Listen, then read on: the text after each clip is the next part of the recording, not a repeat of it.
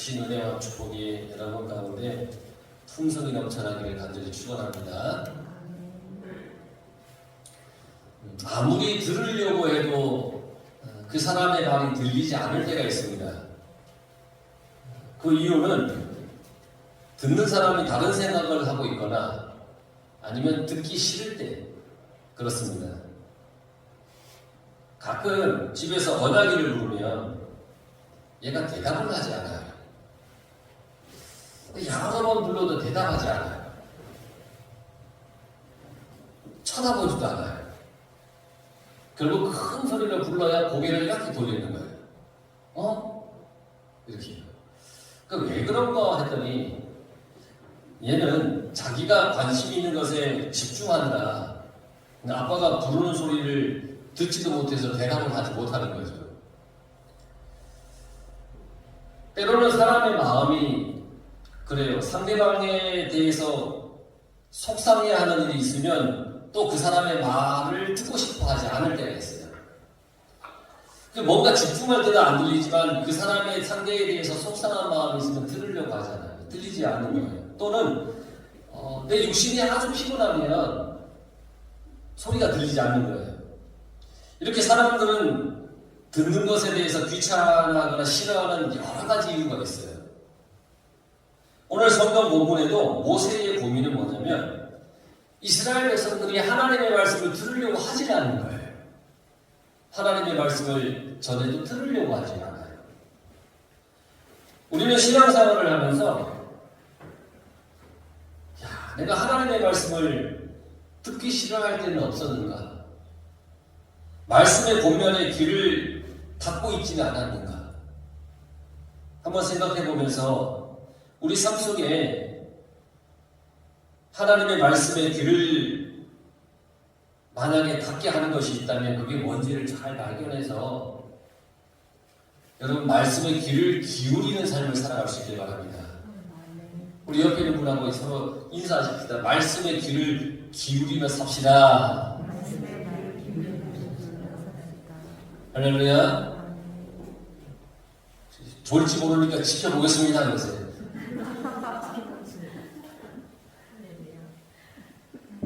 하나님께서 모세에게 이제 바로에게 나아가서 이스라엘 백성들을 이끌고 나오도록 말하게 하셨죠. 근데 바로는 그 하나님의 말씀을 듣지 않았어요. 오히려 너희들이 꾀를 내서 일을 안 하려고 하는 거 아니야? 그러면서 바로가 판단을 했습니다. 그로 인해서 이스라엘 백성들에게 더 많은 일이 그들에게 주어졌습니다. 그리고 그것은 이스라엘 백성들의 불만으로 표현이 다 되었습니다.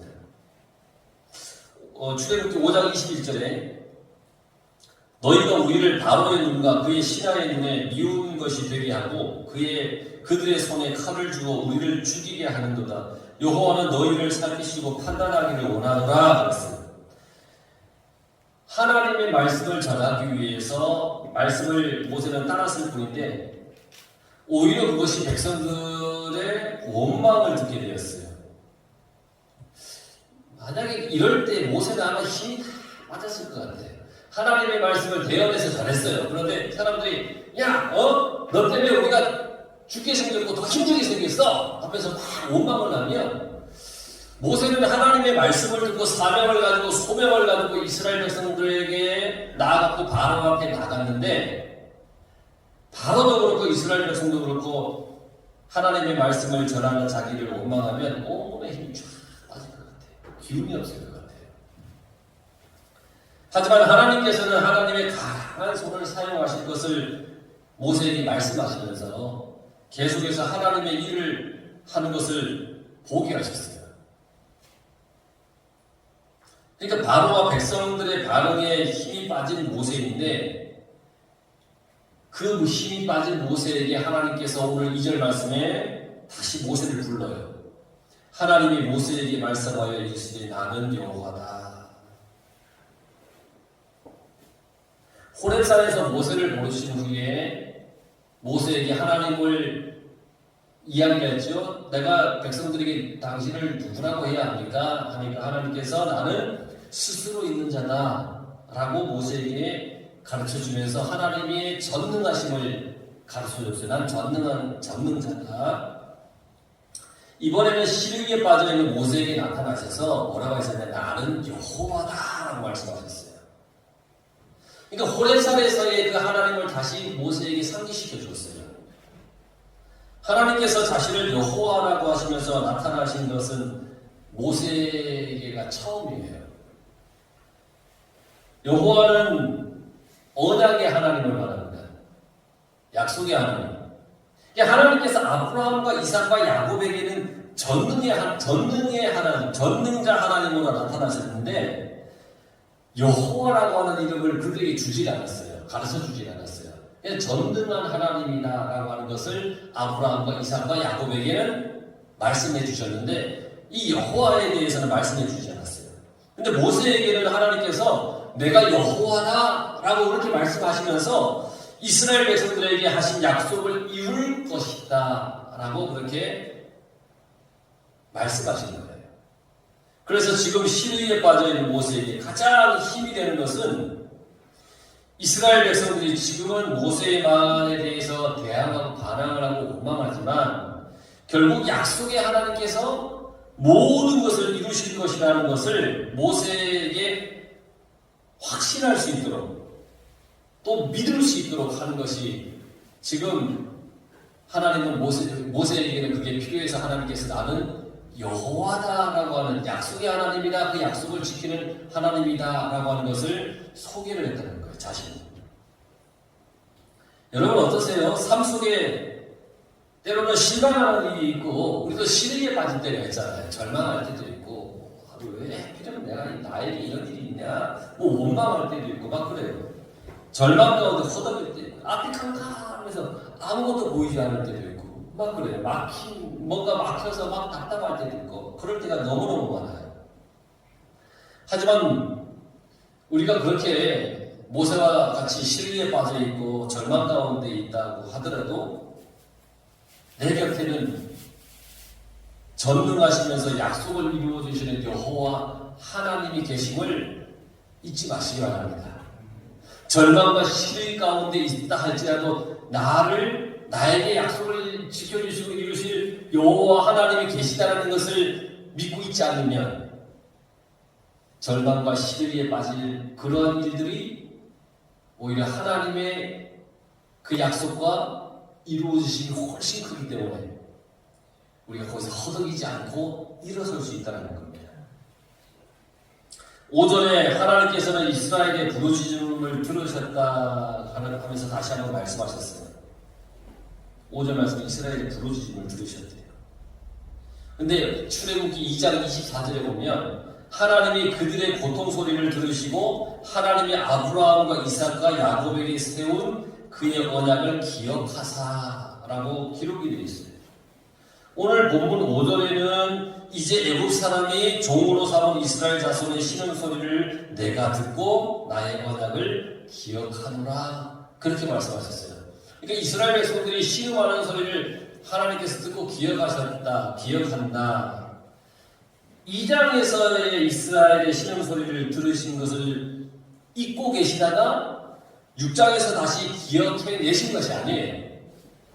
하나님께서는 늘 이스라엘의 소리를 기억하고 계세요.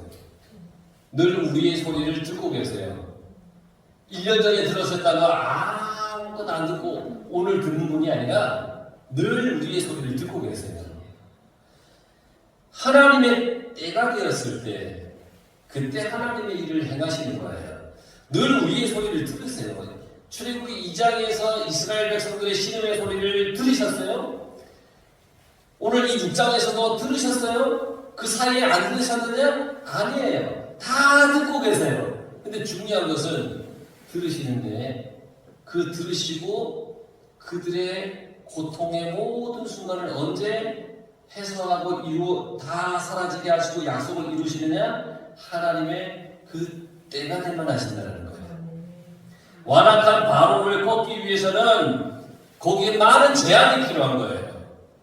그래야 바로의 완악한 마음이 꺾어지는 거예요. 그래서 애국 땅에 10가지 재앙이 내려지는 거예요.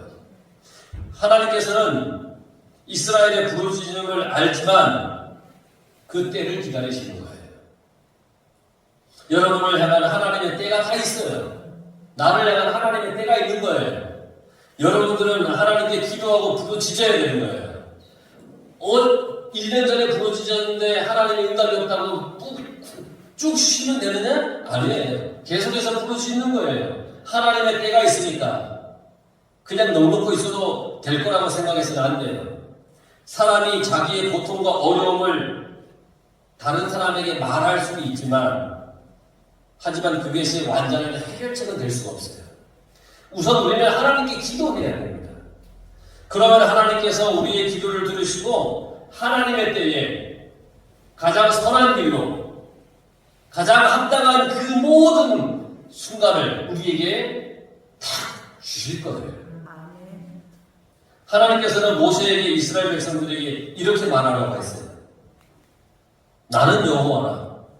내가 애국 사람의 무거운 짐 밑에서 너희를 빼내며 너희의 노역에서 너희를 건지며 편팔과 여러 큰 심판들로서 너희를 속량하여 너희를 내 백성으로 삼고 나는 너희의 하나님이 되리니 나는 애국 사람의 무거운 짐 밑에서 너희를 빼낸 너희의 하나님 여호와인 줄 너희가 알지라. 내가 아브라함과 이삭과 야곱에게 주기로 맹세한 땅으로 너희를 인도하고 그 땅을 너희에게 주어 기업을 삼게 하리라. 나는 여호와라 하셨다 하라. 여호와라, 언약을 지키는 하나님이다. 현실의 괴로움과 무거운 짐을 거두어 낼 거라고 그렇게 말씀해 주셨어요. 너희들이 지금 겪고 있는 현실의 무거운 짐을 내가 거두어 낼 거다. 애굽에게 임할 재앙으로 인해서 결국은 이스라엘이 구원을 받을 것이라는 거예요. 이렇게 구원의 바늘에 올라서면 하나님의 백성이 되고 하나님은 구원자로서 여호와 하나님이 될 것이다. 이 땅에서 우리가 이루어가야 할 하나님의 기업 사명을 주신다는 말씀이에요. 어떻게 살아가야 할지, 어디로 가야 할지, 어디를 향하여 갈지 이걸 가르쳐 주시겠다는 거예요. 결국 하나님과 우리 사이에 맺어진 약속을 하나님은 한치의 오차도 없이 다 지켜내실 분이라는 거예요. 우리는 하나님의 철저한 계획과 약속의 성취를 믿으면서 살아가면 됩니다. 내 힘으로 내 인생을 사는 것 같지만 그렇지 않아요. 우리의 인생 한가운데는 하나님의 편팔이 있다 그랬어요. 하나님의 편팔. 이 팔이 나를 안아주고 그늘이 되게 해주시고 지켜주시는 거예요. 그 팔에 붙들려야 구원의 백성이 되고 복된 삶을 살아가는 거예요. 내 손으로 세상의 물질이나 명예나 권세를 잡으면 그게 대단한 인생같이 보일 수는 있지만 내 손으로 잡은 것은 결국 내 손에 힘이 빠지면 다 놓치게 되어 있어요. 하지만 하나님께서 붙잡고 계시면 내 손에 힘이 빠져서 하나님의 손을 놓칠지라도 전능하신 하나님의 편팔로 나를 붙잡고 계시기 때문에 내가 떨어지지 않는 거예요. 그러니까 하나님 손에 붙들려 살아가시길 간절히 바랍니다. 내가 하나님을 붙잡고 있는 것 같지만 사실은 하나님이 나를 붙잡고 계시는 거예요. 나는 잡다가 힘이 들면 놓아버리고 또 잡다가 이렇게 할 뿐이지 우리를 튼튼히 붙잡고 계시는 분은 하나님이세요.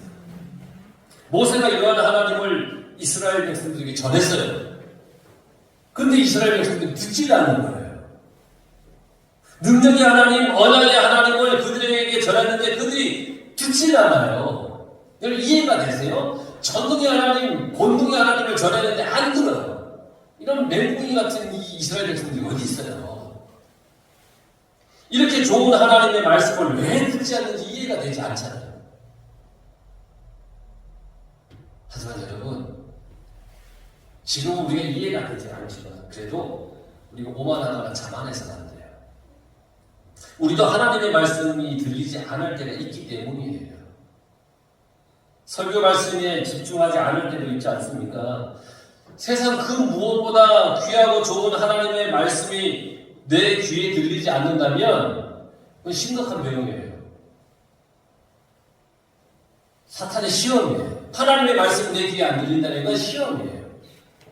예배 시간에 말씀을 듣긴 듣지만 한쪽 귀로 듣고 한쪽 귀로 흘러나갔나? 그럼 말씀이 들리지 않는 거예요. 말씀을 들었는데 그대로 살지 않아요? 그것도 말씀이 들리지 않는 거예요.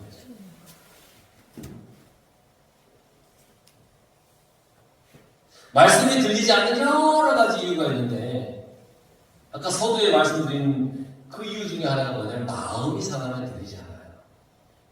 지금 이스라엘 백성들은 모세가 바로에게 가서 이스라엘 백성들을 사흘 길로 이렇게 데려다가서 하나님께 예배를 드리고 돌아오겠습니다 라고 했어요. 그랬더니 오히려 돌아온 게 뭐냐면 이스라엘 백성들에게 더 많은 고역이 주어졌어요. 그래서 그들이 마음이 상해버렸어요.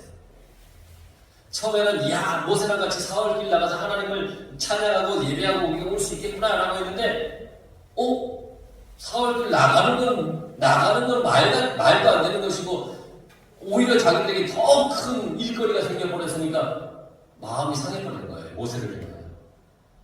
혹시 여러분들의 뜻대로 뭔가가 되지 않는다고 해서 하나님을 향하여 원망하거나 한탄에 그런 일들이 생긴다면 그것 때문에 말씀이 들리지 않을 수가 있어요. 사람과 사람 사이에 다투거나 미워해도 말씀이 들리지 않을 때가 있어요. 말씀을 들으면서도 미운 사람이 자꾸 생각이 나면 말씀이 들리지 않을 때가 있어요. 세상의 염려 근심이 자꾸 내 마음에 머리에 자꾸 떠오르면 말씀이 들리지 않을 때가 있어요. 그래서 말씀이 집중이 되지 않아요. 전하는 자는 마찬가지예요. 어떤 인생의 문제가 크게 생기면 말씀을 잘하는데 집중이 되지 않는 거예요. 특히 예배 전에 마음이 몹시 상하는 일을 겪게 되면 전하는데 집중이 되지 않아요. 그럴 때 예배 전에 긴급히 하나님께 기도해요. 하나님 이거 아니죠. 나 마음을 편안하게 해도 기도를 해요. 그리고 평안을 찾으려고 했어요. 그래야만 말씀에 집중이 되기 때문이에요. 여러분들이 마음을 상하게 하는 것이 있다면 여러분들의 마음에 무거운 것들이 있다면 주님 앞에 내려놓으시고 말씀에 집중하시기 바랍니다. 말씀은 우리에게 위로가 되고 힘이 되기 때문이에요. 말씀은 우리에게 임할 약속을 보게 합니다.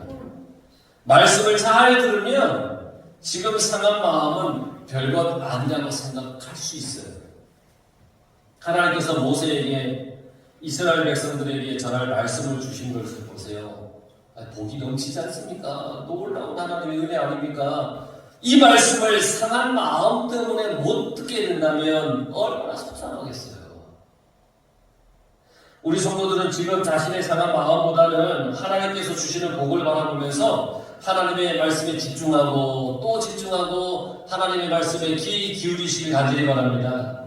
아무리 세상의 일이 나를 힘들게 하여도 나의 마음을 아프게 해도 그것 위에는 분명히 하나님의 복이 하나님의 전능하신 그 은혜가 우리를 기다리고 있다는 거예요. 세상이 염려 말고 하나님의 말씀으로 큰 은혜를 가지고 우리 성도들이 다 살아갔으면 좋겠어요. 하나님께서는 모세에게 바로 앞에 가서 다시 소명대로 하라고 명령하셨어요. 하지만 모세는 자신이 없었어요. 이스라엘 백성도 자기의 말을 듣지 않는데 바로가 듣겠냐고. 하지만 13절에 보면 모세가 아무리 자신의 연약함과 자신 없음을 내세울지라도 하나님께서는 정하신 뜻을 이루어 가시는 분이세요. 지금의 나의 처지를 비관하지 말고 왜 나는 이러지? 왜 나는 이래? 슬퍼하지 말고 다른 무엇과 비교하지 마십시오. 그저 하나님께서 나를 위해 이루실 내 인생의 놀라운 축복을 바라보며 살아가시길 바랍니다. 그 비결은 하나님의 말씀을 잘 들을 때입니다. 여러분들 모두가 하나님 말씀 잘 들어서 하나님의 놀라운 은혜 안에서 놀라운 축복의 그 세계 속에서 모두가 살아가시기를 간절히 축원합니다.